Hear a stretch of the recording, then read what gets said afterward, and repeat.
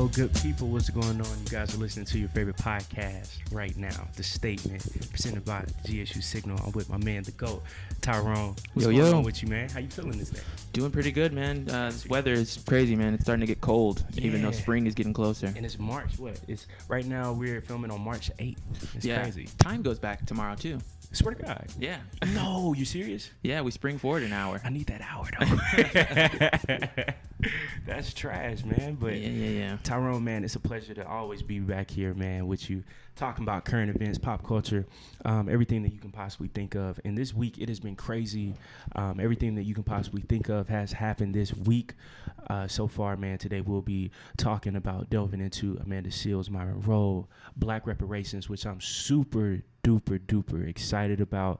I had the storyboard typed up. It was beautiful. I had the quotes, but I got it all saved in my head, so we're going to look up stuff as we go. We got laptops, all that stuff. And Michael Jackson and R. Kelly right now, I think that this past week that's been very interesting.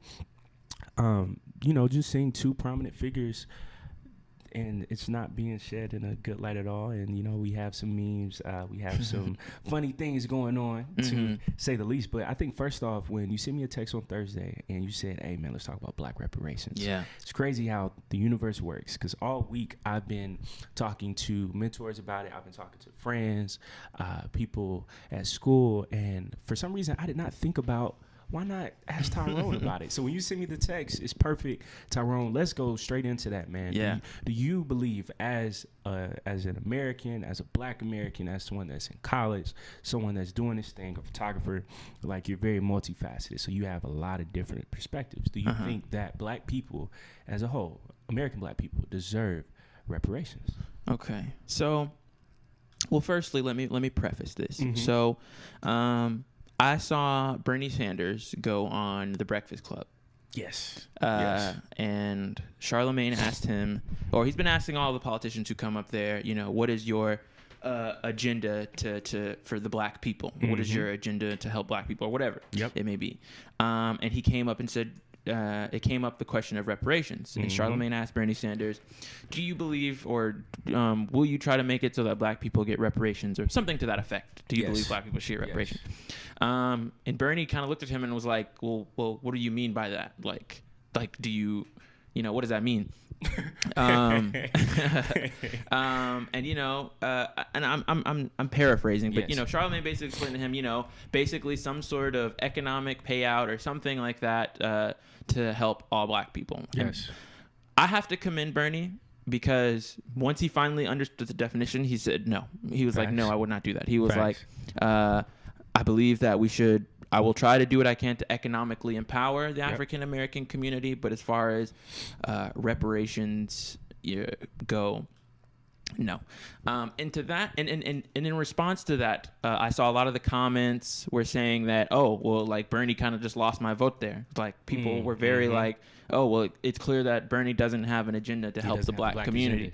And I don't know if I can support somebody, something such and such and something like that. Facts. And one of the points that Bernie brought up was that, okay, well, if I give Black people reparations, then Latino people are going to come and ask, well, where's our reparations? Facts. Then Native American people are going to come back and ask, well, where are our reparations, and things like that. Facts. And people critiqued him for that. Yes. For saying that was like whataboutism. Yes. That's just saying, okay, well, what about this? What about that? To divert from the real issue. Yes. Which, to a certain degree, yes, that is whataboutism. But here's my response to it. So for one, initially, just off rip, I believe at one point in time in history, Black people should have gotten reparations. Yes. But at this point, I feel as if that ship has sailed. It's so far down the line. Yes. And the reason for that... I got you. The reason for that is I feel as if there is no way you can systematically carry out something like this. Right. And it would work. Because for one, what would you do? Would you just say, all right, all Black people go to your nearest government building, pick up that check, and pick up a check? That's already going to be something crazy right there. Then Chaotic. It's like, okay, well, who's going to be handing out these checks? Is it going to be government employees? Is it going to be white government some employees? People, they're going to say that they prefer a Black government employee to hand them that check. Exactly. Right. And then this is where things get even more complicated because of just America's history. Who is Black? I was just Man, you read my mind. I was just about to ask you that. It's so complex. Who is black? Because who's to stop, somebody, there are mixed people out there who have very lighter skin who, favor white people more. Right. And then they come into a government building and some white. Are you going to tell them no? Yeah, they're going to be like, I don't know if you're black or not. You're not black enough. Exactly. And then who's to stop somebody who can say, well, my grandmother was black, And, some people, Ancestry and me, or Ancestry.com, 23andMe, thanks to them, they can now say, hey, I'm 3% black. Exactly. So how does that work? Like, is there a certain percentage? Do you have to be above 50, 75%? Exactly. So I think it would cause way more social problems than it would solve because you just have all these people coming out and being like, well, what about, like, I'm black. Yeah. Like, I'm black too. I just don't think there's no possible way that it could be done in modern time. Like, if black people were to get reparations. It was probably like in the 1800s. Yeah, it should have happened sometime within the first 50 years after slavery. Yeah, after 50. Yeah, after that point, things got so muddled and lines became blurred. And then there are other marginalized communities in America.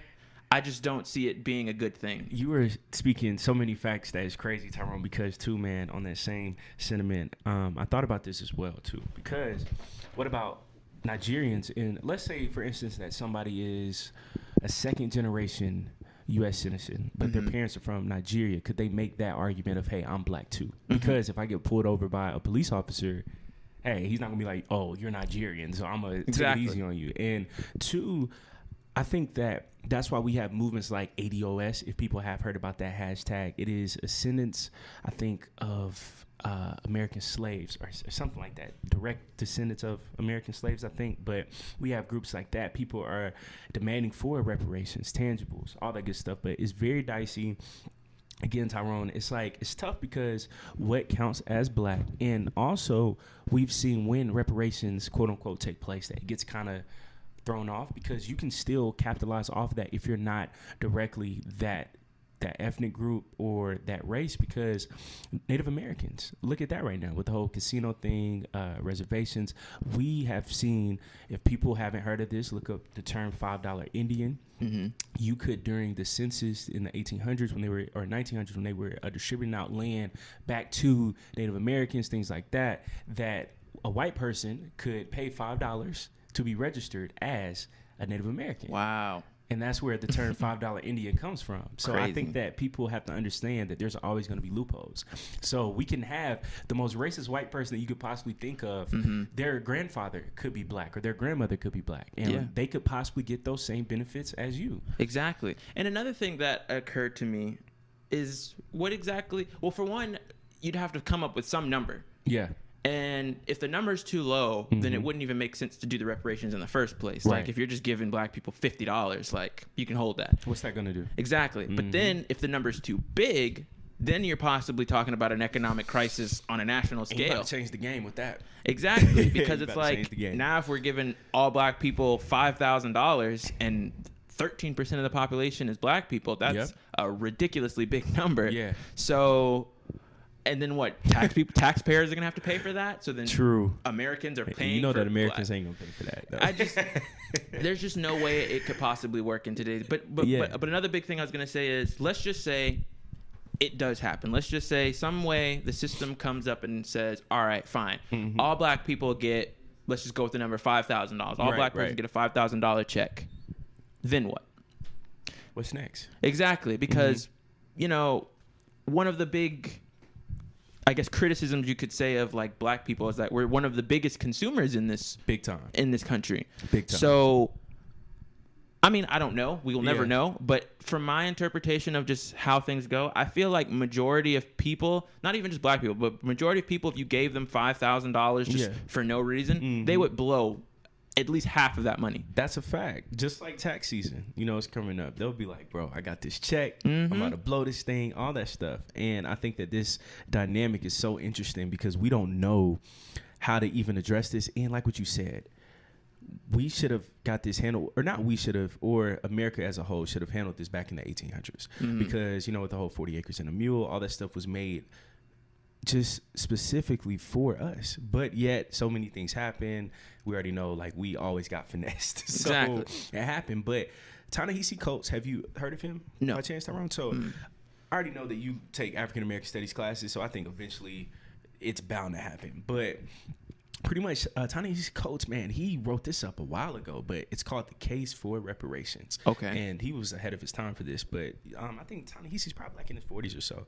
But he was talking about Bernie back in 2016, and he was saying how a socialist denying reparations to a group that built this country shows you that even when people don't want to be racist or exert white supremacy, even if they don't mean to, it still shows, even for the people that we view as the most unharmful person, like Bernie. So he had a quote. He said, if not even avowed socialists can be bothered to grapple with reparations, if the question really is that far beyond the pale, if Bernie Sanders truly believes that victims of the Tulsa pogrom, I don't know why you spelled it like that, but Tulsa, Black Wall Street, yes, deserve nothing, but that the victims of contract lending deserve nothing, that the victims of debt peonage deserve nothing, that the political plunder of black communities entitle them to nothing. If this is the candidate of the racial left, then expect white supremacy in America to endure well beyond our lifetimes and the lifetimes of our children. How you feel about that? I don't really like that too much. Because like he was a little extreme. And that's probably his sentiment. I don't want to say that, that's just, but I feel like, and this comes down to like a language thing. Right. So it's like, you can feel a way, and it can be, in your eyes, it can be a neutral feeling. Like he could just be like, I don't want to do reparations because I don't think that's good for the U.S. economy. Now you can say that, and someone from a different perspective can interpret that as how he put it, as, okay, well, this is just you exerting your white supremacy upon me. Right. Like, and in a way it is. Yeah. I mean, he is a white person who has power, and this is in a land of people who were basically, this is a land made for white people, essentially. So I think that, and I think what people do now in this world, they corner you. They corner you with your words. So it's like, you've put me in this box, and now, like, what am I supposed, because now just by saying that, where can Bernie go from then? There's nothing he can say to be like, well, that's facts. Exactly. It's not like he can say, well, I'm not racist, because that's the worst thing you can say. And then, I don't know. I just feel like he's flipping the situation and making it something that it's not. Yeah, man. And too, Tyrone, I agree as well. And I think too, that's why I think that it's always important to read, articles, things like that, because you can discern, hey, I agree with that, I agree with this. And with Coates, I see where he's coming from, but at the same time too, my only part where I get frustrated when it comes to us asking or talking about reparations, which is cool, I love the discussion, I love it, because people are starting to think more, but that, just like what you said, when we just broke down just a little bit of the intricacies behind this, of, hey, it's going to be tough, trying to find out who's black or who's black enough. And when we start talking about Jamaican Americans, West Indians, Caribbean, those people, they deserve reparations too, because although that they have their homeland, they were still trafficked over here, or even if they came over here, they are descendants of the African diaspora. So we just can't say just solely black people or American black people deserve reparations. Exactly. Reparations, it's like a global thing. Yeah, you have to go down to South America. Like Brazil was the biggest place for slaves. That's what I'm saying. And then too, if we talk about it for us, then that means that Africa deserves reparations. Yeah, because it's just a never-ending cycle. And I think, I don't remember who said that, but the problem with, like, playing the game of the oppressed versus the oppressor is that there always is an oppressor. There's always an oppressed. So it's like, if we're going after, it's just going to be a cycle. After a while, somebody will be coming to black people and be like, okay, well, where's our reparations for this? Facts. And Tyrone, which is crazy, speaking on history, white people, devil's advocate, they can say, hey, during the time of the Moors, when black people ruled all throughout Europe, North Africa, you guys can look this up on Google, it's all there, but there was a time, and that's what was called the Dark Ages, but until 1492, fall of Spain, Europe was ruled by black people, by African people, and that's how we ended up being over here. But white people, they can play that game and say, hey, we deserve reparations from what you guys did between 7-11 all the way up to 1492. Yeah, it's just I don't know. I really don't think it's a game that's worth playing. Like, I don't see the, now, like I said, I do agree that there should be efforts to be taken to economically empower or give opportunities so that they can make their own income and things like that. Right. I believe in that wholeheartedly. Yeah. But as far as just like let's just send a check to everybody. That's tough. It's just not going to work. It's tough, man. And I think right now that our best option, not only as black people, but Americans as a whole, honestly, too, man. It's just, we got to start, or not start because it's happening even more, but we have to continue supporting black businesses, continue supporting each other, just circulate the black dollar. You know, people like Killer Mike bringing awareness to this, man, on Netflix. It was crazy learning that the black dollar only stays in circulation in black communities for only 6 hours, opposed to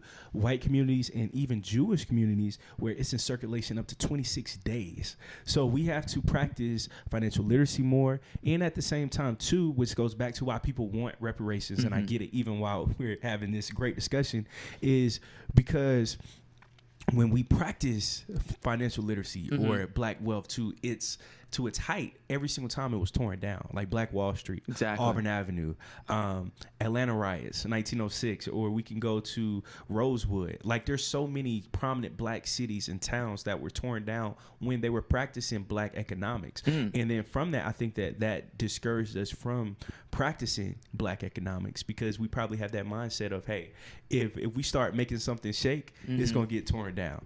So. Yes. Yeah. What I think, and this is the thing about this PC culture, you know, everybody's very, you know, particular with what they say and how they say it. But I would have respected Bernie 100%. If like when Charlemagne asked him, what is your plan for black people? If he would have responded with, well, what is black people's plan for black people? That would have been fire. Oh, if he would have said that. That would have been fire. Oh. Do you know, like, what the memes would have been on Twitter?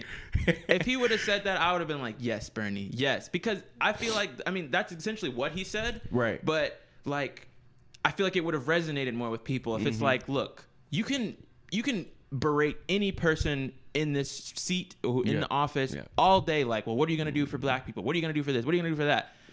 At the end of the day, it's never going to be enough. Facts. It's never going to be enough, because it's just not how the system's set up. Facts. So if he would have been like, I can only help people who are trying to help themselves. Like, if black people want me to do things to create this and do that and do this, then yes, I can do that. But I can't just give you all a check and say, I'm sorry. Yeah, man. Like Tyrone, again, Tyrone's preaching today, man, because I think too, man, MLK, he spoke about this too. It's a clip on Twitter. I remember seeing it was like 2 years ago, but now, you know, it's starting to circulate. It's crazy. But he was just saying too, before Martin Luther King, before he was assassinated, what a lot of people don't know, he was fighting for reparations. He was fighting for not only black people, but middle class, lower middle class, poor people, all that stuff. And he was saying how when it comes to reparations, all that stuff, it's deeper than just a check. Because we can go back to the 1800s where white farmers, and 1900s as well, white farmers, they weren't just given land. They were given federal agents who would come down and show them how to farm, how to keep up the land, how to maintain it, how to sell crops. So it's a science behind everything. Just because somebody gives you money, especially us, we would not know what to do per se, because I think, and I'm afraid of, because just by seeing how our rappers sometimes do stuff, or celebrities, you know, when it comes to buying cars first or the chain, I think that we first have to practice black economics before we talk about reparations. Not just that, we don't necessarily need reparations right now, because if we think about it, why would you expect, like what you said, a country that's not built for you to give you that economic edge? It's not going to happen, but you can make it happen in a capitalistic society. Exactly. So why not just practice black economics? And I promise you, man, it could change overnight. Black celebrities too. And I guess we could segue into this, like Oprah. And I get it, you know, Oprah's cool, I guess. But if we're building schools in Africa, you need to be building schools in America. LeBron, I love it. Build your schools. Diddy, schools in America. Diddy, he's doing that right now. So I think that we have to hold our celebrities accountable, or our black prominent billionaires, millionaires accountable, not just by having, you know, fundraisers to have tax write-offs, but actual tangible things, because we have the money. Like, think about Floyd Mayweather. Like, think about all the rappers that make what? Like Drake, he brings in what, 800,000 or $1 million per performance or something like that? Yeah, something crazy like that. Yeah, Tory Lanez spent $35,000 inside of a store. Imagine if he spent that on some kid's college books or a fundraiser, something. Like, we have to change how we think. And I feel like where that comes from, and I was talking this about my friend, because I was saying, like, I would love to get in a time machine and go like 500 years in the future and just read a textbook of America right now. Because typically when you're living through history, just going through it, you don't really see all the different layers working on each other. Right. You just can't see it like that. And I feel like people just are, and I'd hate to have like this nihilistic view on human people, but I feel like we are inherently selfish, or at least not necessarily selfish, but we're inherently working our own self-interest more, put it that way.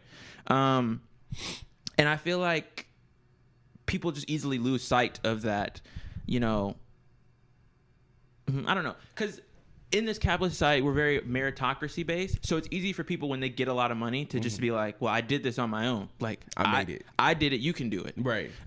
So, and I feel like that probably is why it isn't so much that we see. And it's easy for them to look at people in Africa because they'll be like, oh, well, they don't have anything. Like, so I can give them something and I'll feel like, you know, whatever. But everybody back home, I made it out of my hometown. Why can't y'all make it out the hometown? Right.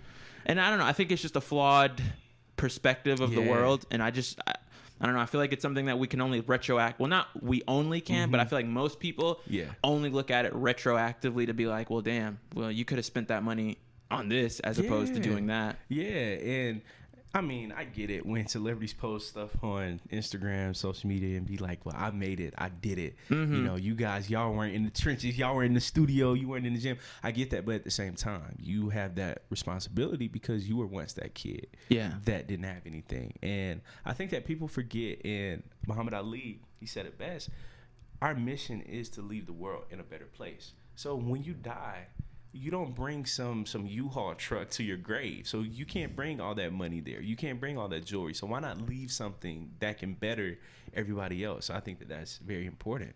So what do you think is like, I mean, we say economic empowerment, but what do you think is an actual practical thing that the U.S. government can do to help economically empower black people? Dang, that's a tough question. Honestly, nothing. Really? Because I think that, again, we have to stop expecting a system that's not designed for us to help us. Like, it's been how many years? Like, we've been in 16, 19, 20, 400 now. So does it take 400 years for you finally to understand that somebody doesn't care? And I think that, of course, not everybody in the government doesn't care, but as a system, yes. So I think that we have to start doing just for ourselves and stop expecting for people to take care of us, because that's never going to happen. And I think too, you know, just by us simply saying that Black Lives Matter, I agree. But at the same time, do we have to remind you that we matter? Why not just tell each other that we matter and then just start with each other first? Because we can't expect for somebody that's not like us or somebody who doesn't care about us to just magically switch. Be like, man, I should start going over black neighborhoods and start helping out. So we have to start helping each other first. I agree with that. But I think at the most basic level, the most practical thing that the government could do, I feel like, is by changing the education curriculum to incorporate some sort of financial literacy or some sort of just, you know, something like that. Because economics class doesn't really teach you. It teaches you on a micro level, unless you take some sort of microeconomics class. But even still, that doesn't teach you how to live by yourself. So I feel like if we incorporate early on, like I'm talking elementary school, you know, incorporate early, just teaching kids the basics. You teach them, okay, this is what a mortgage is. This is how loans work. This is an interest rate. This is this, that, and this. These are how all these things work. I feel like if it became, because the argument they'll tell you now is, well, we do offer those classes. Kids just don't take them. And it's not true. And I mean, it is sort of true, but that's like, you can't really blame people for that, because for one, there's only so many classes. There's only so many people who can fit in those classes, especially when they're only an elective course. It's not a core curriculum. So I believe if they added financial literacy or some sort of financial class to the core curriculum of school, that'd be beneficial. I think that would not, and it wouldn't help. It would help more than just black people. It would help all people. That's facts. That's facts. I mean, I completely agree. And you saying that is crazy too, because I used to have those same ideas. Because it's like, really, in school, we're being indoctrinated, but we're not being educated. And I think too, man, it's crazy. Like, do we really learn actual skills? Like, do we know how to send a letter? Do we know how to do our own taxes? Do we know how to, like what you said, financial literacy? Does the average student know how to open up their own bank account? or how to even check investment stocks. None of that stuff. Yeah, and I wonder, like, do you think it's because, like, you know, banks and all these things are privatized that maybe the government is like, okay, well, we don't really... It's secret knowledge. Yeah, like, if you want to go that, you have to learn about it yourself. Man, you know, you hear conspiracy theories on YouTube, on Google, where you go through, and, you know, some people say that the top 1%, they don't want for other people to know the game, which could be true. But again, I just think that we have a very outdated curriculum. We have a very outdated educational system, opposed to the world where education is free, innovative. It's something has to change. And the thing about that is when people say, like, you know, or the theory is that they don't, top 1% don't want people to know the game. Yeah. You can know basic economic tactics. This is basic stuff. It's not a cheat code. You want to be like, oh, I want to. Because the crazy thing is, and if you ask most people don't want to be filthy rich. Yeah. Most people just want to be comfortable. They want to be happy. I'm the same way. Yep. Yeah. So it's like, if you just teach people how to live on a basic income, how to, you know, set a budget. Yeah. If you just teach people how to do these things, I guarantee you, like, it's not going to be like everybody's coming for the top spot. That's it, man. And I think, too, again, this stuff isn't going to change overnight. So we have to take a step back and say, what can we do in the moment? And I think, again, that's just us. Simple things, man. Just going on YouTube, Google stuff, share it with your friends. And I think that that's what we fall short, not as only black people, but sometimes as Americans, that we overthink things. And we just have to, you know, realize Rome wasn't built in a day. So just chill. But at the same time, we have so much knowledge right here, like on our laptops, on our phones. So just look some stuff up, read it. Just like how we spend time on Instagram and on Twitter looking at nonsense, apply that same time towards, hey, today I'm going to apply 10 to 15 minutes and I'm going to learn more about how to do banking stuff, or you know, how to do, like, the most simplistic thing is how to budget, all that stuff. So I feel you, Tyrone. It's that simple. Yeah. It's that simple. And speaking of money, recently, man, Michael Jackson, documentary. Did you see it? I didn't get to see it, but I heard about it. Man, I've been, because it was on HBO. It was. So I don't think I was able to watch it. Yeah, and Georgia State Cable, we used to have it, but it recently got cut off for some reason. It was like a contract thing. It was hilarious. But man, it's sad. It's sad because people aren't opening up their eyes. Charlamagne the Guy, he even said this, sometimes the lie is more entertaining than the truth, and people aren't looking at the details. So the guy Wade, what a lot of people don't know, used to date Michael's niece. Yes. And also, he used to come over to the house all the time. The parents used to come over all the time. And under oath, he said that Michael Jackson did not touch him. Second of all, Wade has been notoriously known as someone who's a scammer, someone who tries to get money all the time that he can. And right now, they said his financial situation is very bad. So all these things are adding up. And then also, there was no tangible evidence found that the FBI tapped Michael for what, 10 years? 10 years and didn't find anything. I rest my case. So don't get me wrong. Like, Michael, of course, he had like idiosyncrasies where it was like certain things that he did that it was weird, that it was different. But we have to understand, you know, just like with Kanye or a Mozart or a Kobe Bryant, a Michael Jordan, a LeBron James, a Tom Brady, when you were that detailed in your brain when it comes to your art form, these people do weird things.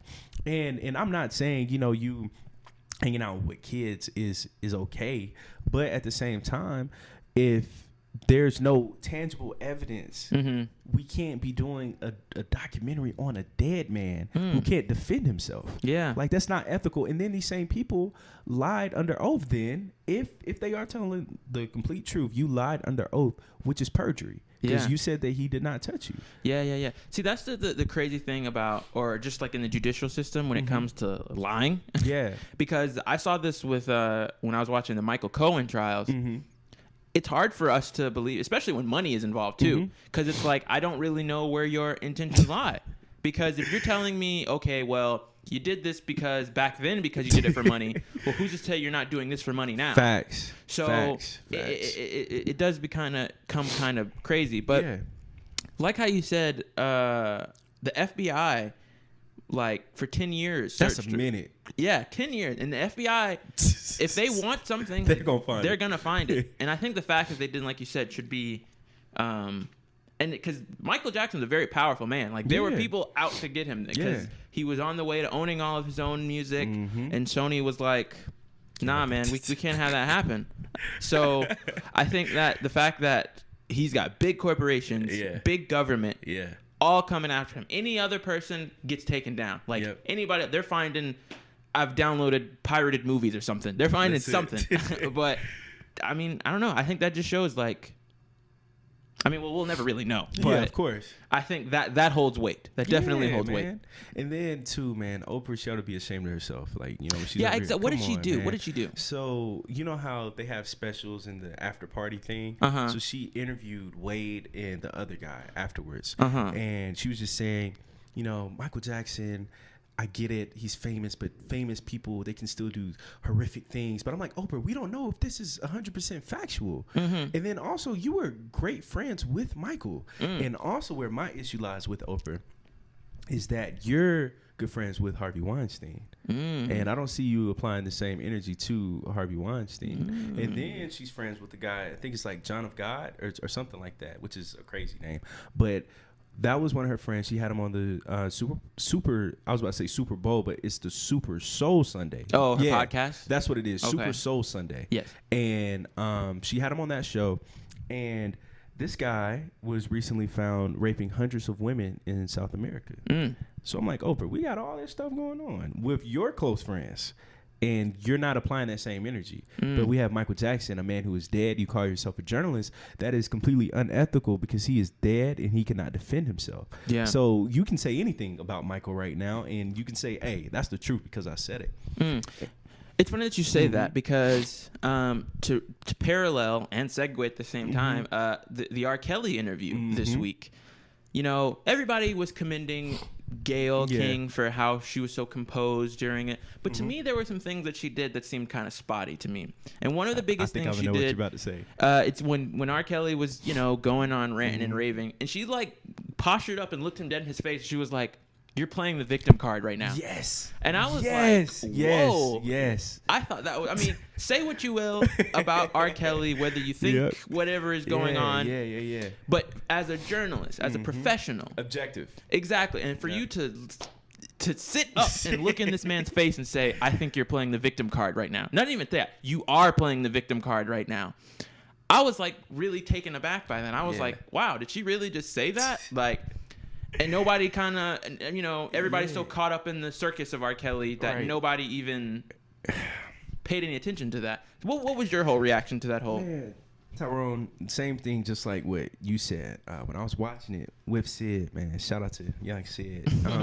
I was like, Sydney, man, this is sad because people aren't looking at the bigger picture.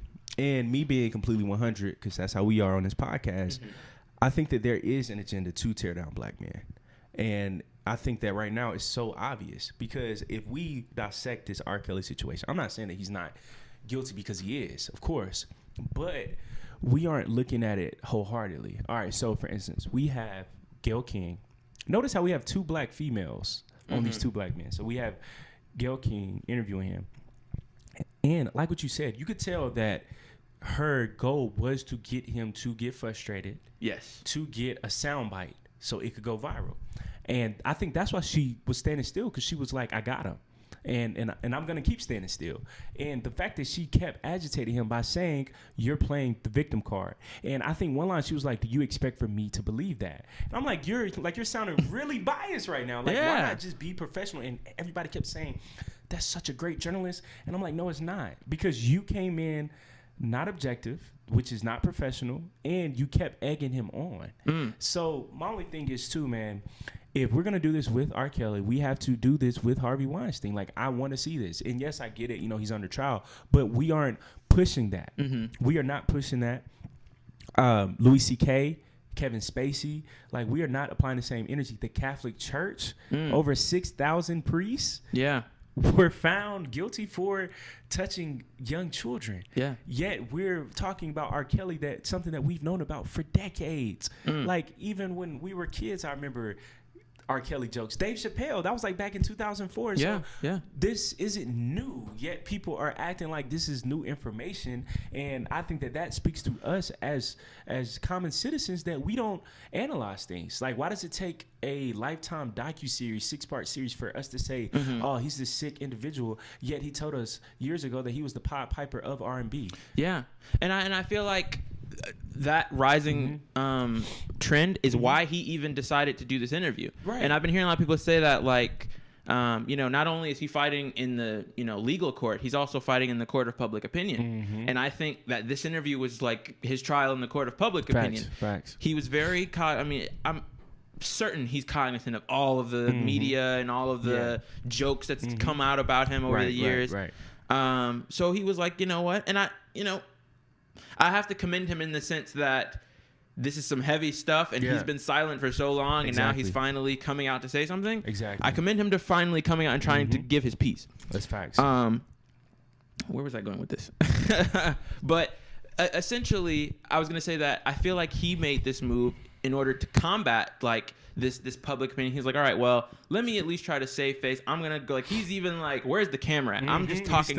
Yeah, I'm talking to you all. Like, Fighting for my life. Exactly. And like you said, I feel like Gail also knew, she was like, I could come in here and try to, talk to him like how I would any other celebrity going through something crazy. Why are you doing this? How did this happen? How did we get here? She's just straight. So this is what they said. You respond.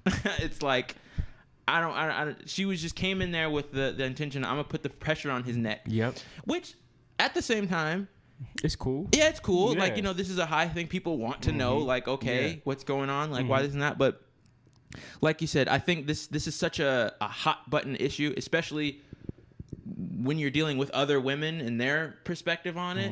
Not saying that I don't think a woman should have done the interview. Yeah. But I feel like the optics of it are changed substantially when having a woman interview doing it. Yeah, and I didn't even think about that. She's a black woman, female.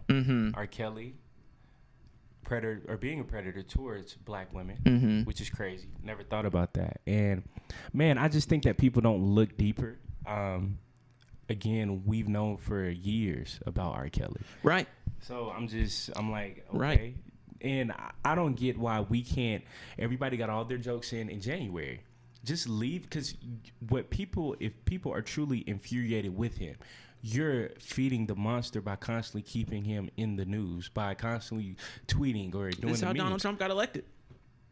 Any publicity is good publicity. Yes. So I don't get why people just can't say, hey, he's a sick man, he'll be dealt with. That the same energy that we have towards Harvey Weinstein, have it towards R. Kelly.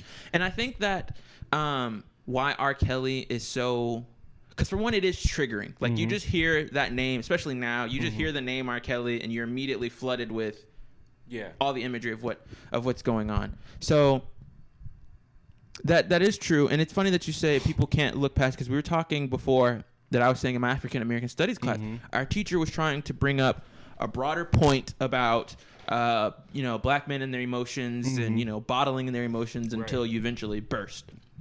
And she tried to use that interview as an example of R. Kelly, which is very true. He started off cool. He started off very cool, and even over these years, he's been cool about the whole situation.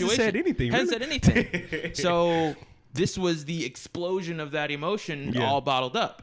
But discussion in the class couldn't even happen because everybody just got so caught up in the R. Kelly thing.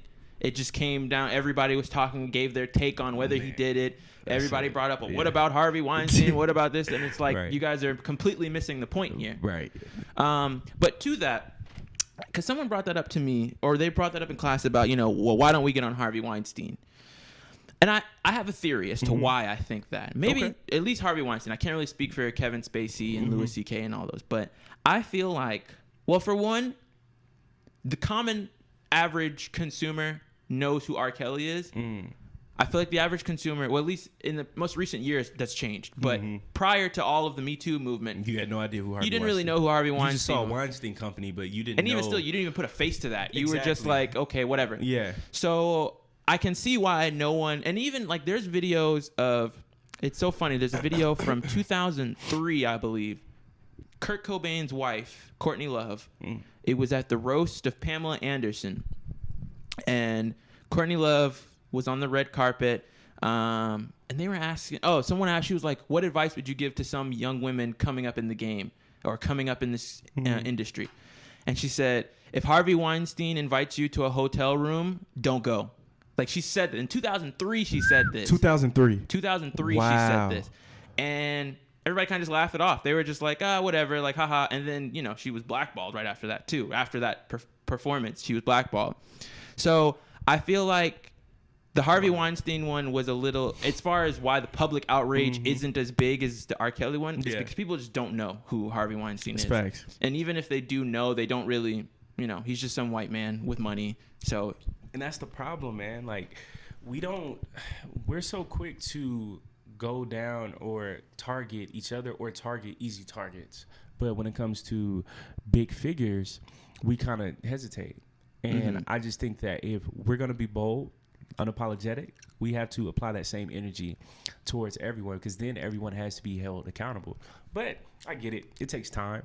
But at the same time, when I see a whole documentary on Michael Jackson, I'm like, what? Why? Yeah. And I think that that's kind of scary. And Charlamagne the God, he even said it too. He said after the R. Kelly series that one of the producers came up to him and said that they're trying to find or create a new series about another black man who's a predator, and he was like, nah, like, I'm not cool with that. And Charlamagne said, what about doing something on Hugh Hefner or Elvis, him and Priscilla was like 13 14 years old, and they were like, nah, we don't want to do that, and that's not sexy enough. So the fact that we have producers talking about it's not sexy enough to do something on white figures, but it's sexier and it's trendier on black figures, that sparks the question, why do they believe that? Because we have black Twitter. Because we have black Instagram. So then from that, we get things popping. Surviving R. Kelly would not be popping if it was not for black Twitter. That's why they started the hashtag, all that stuff. So I think that's why until we start applying that same energy towards every group, then producers will stop. But the fact that they're going to the extent of a Michael Jackson series, that's crazy. That's crazy. Yeah, and I think the Michael Jackson, that's kicking a dead horse at this point. Like, straight up. I don't know. That's it.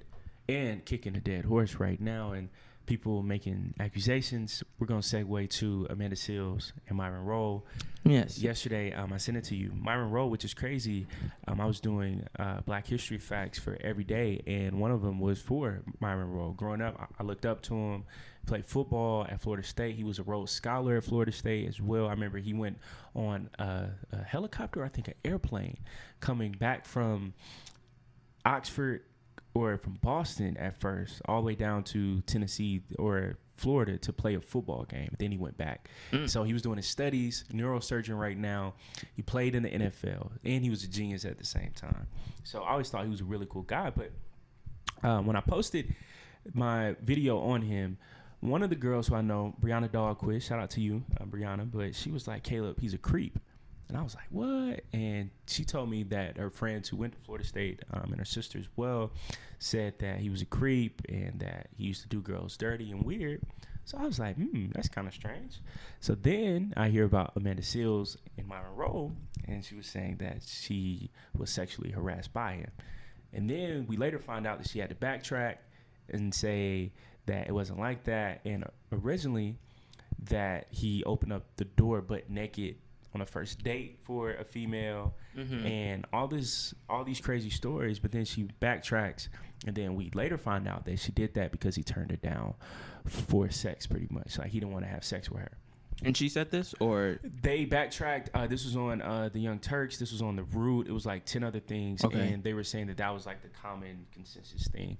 And my only thing with it was I was kind of conflicted, because even if Myron Rolle didn't do this to her per se, I've heard other stories that he's kind of a creep, but I don't know if it's true or not. But dealing in just solely this situation, I think that that's not safe. It's not safe, having someone. And even if this isn't true, the fact that this could become true, that if a woman doesn't get what she wants, or even if a man doesn't get what he wants, a person can say, or even Jussie's case, you know, as we saw, like, you get to twist things and we just automatically go along with it, and we do this Salem witch trial pretty much, and we don't look at all the facts first. How do you feel about it, Tyrone? So this gets me back to language, because you know, what is, I'm sounding wild right now, but what is a creep, or what is creepy behavior? True. Because you know, I don't know Myron personally, so I can't speak on that, but some guys, and I'm not copping pleas for the guys who are out here doing, you know, it's just some real creeps. I'm not copying good, but there are some guys out there who are somewhat socially awkward when it comes to dealing with women in a romantic way. You know, and I could say in my situation, I've done things that in my head I'm like, okay, like this is what I think should be done, but then after I do it, I'm like, okay, maybe that wasn't the best plan of action, or maybe, you know, that didn't get the response I thought I was going to get. So as far as, you know, a lot of stories about him going on at Florida State or what he might have done, I don't know the guy, so I'm going to give him the benefit of the doubt, which some people would say is problematic in its own, but I'm going to give him the benefit of the doubt that I don't know how he is with women in the first place. Right. We don't know. We don't know if he could just be some guy who just he could just have no game. Facts. He could just have no game. That's real. And girls are just like, and I've heard girls say this. What separates sexual harassment versus flirting is just whether she likes you or not. Dang, that's crazy. That's really the only thing that separates it. That's crazy. So it could be creepy behavior. It's just, and if the girl's not feeling him and she's like, you know, and then she tells her friends he's a creep, and then he tries to come on to them, and it confirms it. And, oh yeah, this dude is a creep. Next thing you know, everybody's calling you a creep because you tried to make a move and it just didn't go anywhere. Yeah. So I'll say that to that. To the Amanda Seales situation, that's very scary. Very scary. Because like you said, and it's in a time now where it's all about the headline. Yeah. No one really cares about the finer details. It's almost a little reminiscent of I don't know if you remember Aziz Ansari. Oh yeah, that was crazy, man. It's almost kind of similar to that. I mean, hers wasn't more, I mean, she probably did it because, or in Aziz's case, the girl did it because she saw the coming up of the Me Too movement. Everybody's going after these big celebrities. She probably said, all right, well, let me get mine out. Even though I'm pretty sure she did hers anonymously. But I don't know. Either way, she wanted that story to get out. And Amanda Seales probably was in the same vein of, okay, well, I see this guy's probably going to be something really good. I'm going to keep this in my back pocket, see where things go, and then drop that thing. Exactly.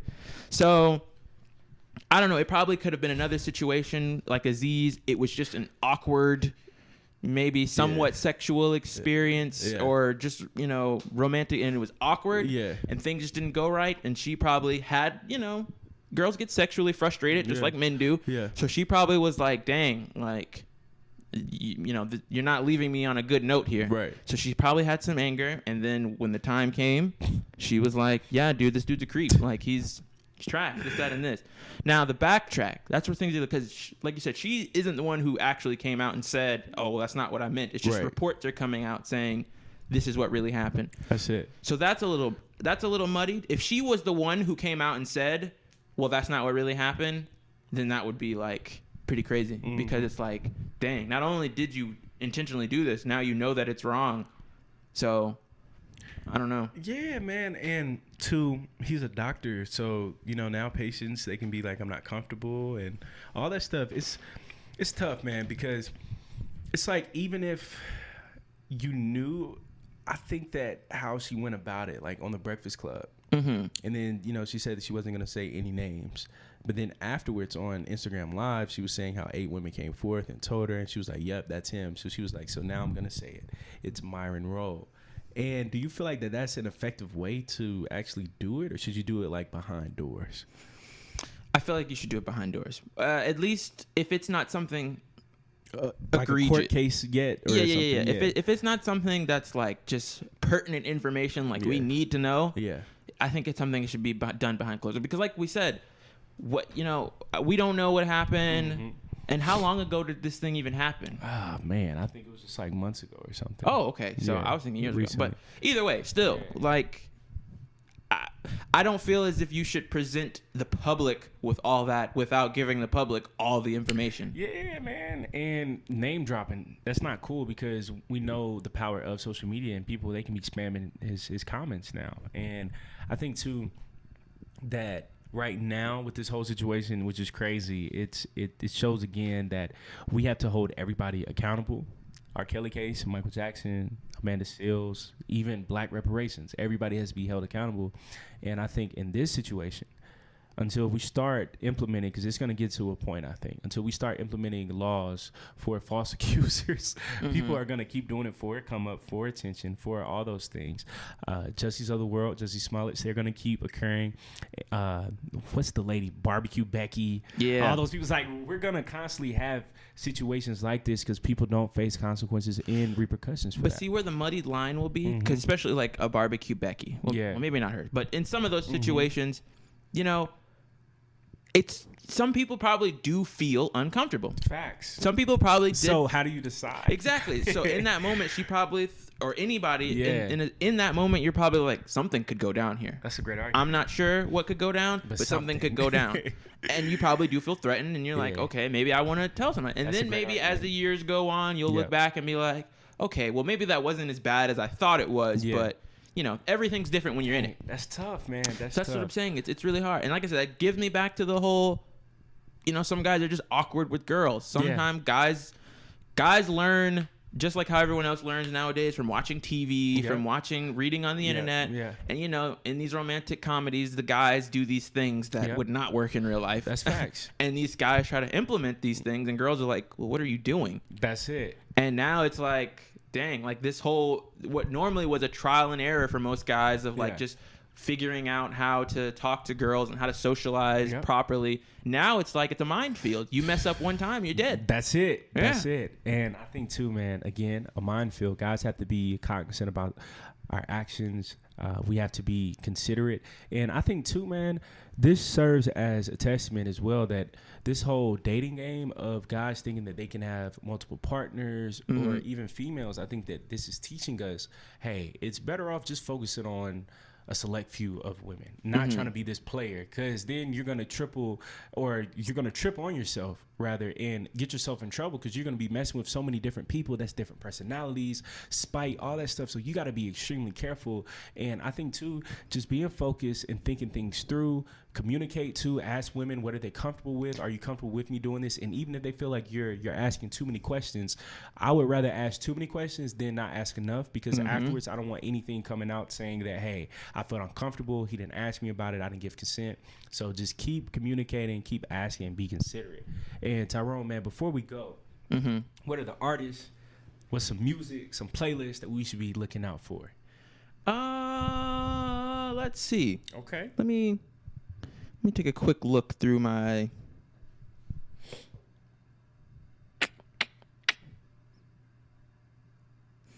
Okay, I guess this is one kid who I've been following for a while. His name is Kenny Mason. Okay, I'm gonna check him out. Kenny Mason. Kenny Mason. Yeah, let me see what his Instagram is. I believe his Instagram is 4, like the number 4, Kenny 4. Mason. Kenny Mason. KennyMason. Kenny Mason. I think I met him probably, it was in like November of 2017. Okay. He was doing a show with one of my friends, Jazz Ingram, and they had a show at the Masquerade. And I just met him. He's a cool dude. Took some pictures, and I see him out every now and again, still performing. He's on the grind, working with a bunch of other fellow artists out here in this area. So, I'm looking him up right now. Yeah, definitely be on the lookout for him. What about you? Man, right now, it was something I was playing last night, and it made me think about the show because I'm like, bro, we got to talk about this in the show. It's crazy. 2 things. T-Pain, I finally played his latest album. It was fire. One Up. You guys check that out. It's called One Up. I think T-Pain, man, he does not get the credit that he deserves. I've been saying this for a long time. T-Pain single-handedly carried hip-hop besides him and Wayne and probably DJ Khaled from the mid-2000s all the way up to Drake's era. I think if it wasn't for him, we wouldn't have Travis Scott. And we wouldn't have all these other people. And I think I said this on the past podcast, but I meant to listen to it back then. But I finally played it through and through. It was amazing. I love it. Another thing, Dave East, man. I love Dave East. And those days where you're like doing homework and you're just trying to find something to play. Yeah. And I was like, someone just told me, man, play Dave East. And I remember when he dropped Beloved with Styles P. A lot of people sleep on Styles P. Yeah, and I think that, and bro, I think that a lot of hip hop heads, and you don't even have to be serious about hip hop, just a fan. A lot of people don't know it's some serious bars being just going crazy right now, but and I know people get caught up in the melodic rap. I love it too, but a lot of people forget it's a lot of talented lyricists out there like Dave East, J. Cole, and I think Dave East is in that conversation right now. Like lyrically, it's ridiculous. Like delivery, all that stuff. It's Styles P, seeing somebody from the past connect with a new up and coming artist, and I think Dave East, man, he was born in the wrong era, man. Like I've heard that argument about him. That's a 90s, early 2000s, like it's a DMX type of aggressiveness. But at the same time, you can hear what he's saying. Everything is smooth. He's not talking too fast. And he's storytelling. And also what I love about it, a lot of hip-hop albums in the past used to be a story. So you would hear like the gunshots in the background, mom talking on the phone. So Dave East, he applied that, very nostalgic. I loved it. It was dope. So Dave East, man, he slept on it. All right, man. Be sure to check him out. Yeah. But you guys take it easy, guys. Communicate with the ladies. Ask them. Don't make assumptions, man. You guys stay good. Enjoy the rest of the semester. Live life. And black people might deserve reparations. Peace, baby. Have a good one, guys.